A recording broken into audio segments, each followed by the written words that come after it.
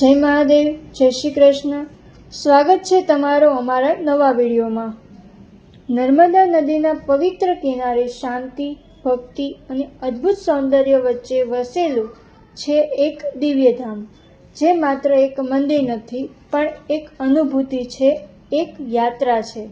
આ છે નીલકંઠ ધામ પોઈચા. આ ધામનો ઇતિહાસ શરૂ થાય છે એક દિવ્ય બાળકથી, જેમનું નામ હતું નીલકંઠ વર્ણી. નાની ઉંમરે જ એમણે ઘર છોડ્યું અને શરૂ કરી એક અદ્ભુત યાત્રા. હિમાલયથી દક્ષિણ ભારત સુધી જંગલ, નદીઓ અને પહાડો વચ્ચે એમણે કઠિન તપસ્યા કરી. આ યાત્રા માત્ર સફર ન હતી, આ હતી સત્યની શોધ, ધર્મની શોધ. નીલકંઠ વર્ણીએ લોકોને સાચા માર્ગ બતાવ્યો અને જીવન જીવવાનો સાચો અર્થ સમજાવ્યો. પછી એ જ નીલકંઠ વર્ણી બન્યા ભગવાન સ્વામિનારાયણ, અને એમનો ઉપદેશો આજે લાખો લોકો માટે માર્ગદર્શક છે. આ દિવ્ય પ્રેરણાથી આધુનિક સમયમાં એક ભવ્ય ધામ બનાવાયું, જે આજે આપણે ઓળખીએ છીએ નીલકંઠ ધામ તરીકે. અહીં માત્ર મંદિર જ નથી, પરંતુ એક સંપૂર્ણ આધ્યાત્મિક વિશ્વ છે, જ્યાં દરેક મૂર્તિ, દરેક પ્રદર્શન એક વાર્તા કહે છે, ધર્મ, સંસ્કૃતિ અને ઇતિહાસને જીવંત બનાવે છે. નર્મદા નદીના કિનારે બેસીને જ્યારે ઠંડી પવન તમારા ચહેરા પર સ્પર્શ કરે છે, ત્યારે લાગે છે કે જીવનની બધી ચિંતાઓ અહીં જ સમાઈ ગઈ છે. અને જ્યારે રાત્રે આખું ધામ પ્રકાશથી ઝગમગી ઉઠે છે, ત્યારે નીલકંઠ ધામ એક સ્વર્ગ જેવી અનુભૂતિ આપે છે.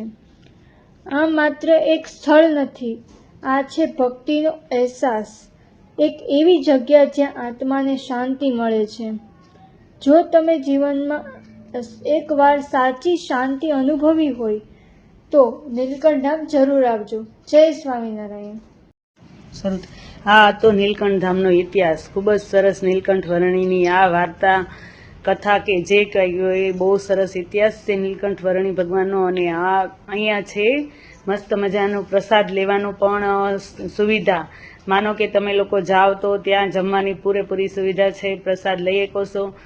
બહુ સસ્તામાં બધું મળે છે. આપણે જે કાંઈ જમવું હોય તે કઢી, ખીચડી, ગુજરાતી ડીશ, પંજાબી ડીશ અને બધો જ નાસ્તો મળે છે. તો જે કોઈને જવું હોય તે સવારથી સાંજ ફરવા જઈએ કે છે. અને નીલકંઠ ભગવાનનો બહુ સરસ ઇતિહાસ પણ તમે આગળ જાણ્યો, ખૂબ સરસ છે. અને નીલકંઠ વર્ણી નાના એવા હતા, ભગવાન ત્યારથી જ તેણે ઘર છોડી દીધું હતું અને એણે ભક્તિથી એનું જીવનને સુંદર બનાવ્યું હતું. જય સ્વામિનારાયણ. અને અમે તો બહુ ફર્યા, બહુ મજા આવી. અહીંયા બધે નદીના કાંઠે ગયા હતા. હવે ઉપર જઈએ છે મંદિરમાં. આખો દિવસ અમને ખૂબ મજા આવી. પણ તડકોય બહુ લાગ્યો હો પાછો. તડકા તો હતા જ તે, એટલે તડકો તો લાગે જ તે. જો કેટલું દિવ્ય મંદિર છે. આવી જગ્યા વિશાળ.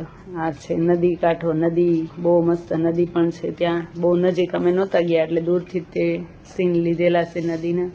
જય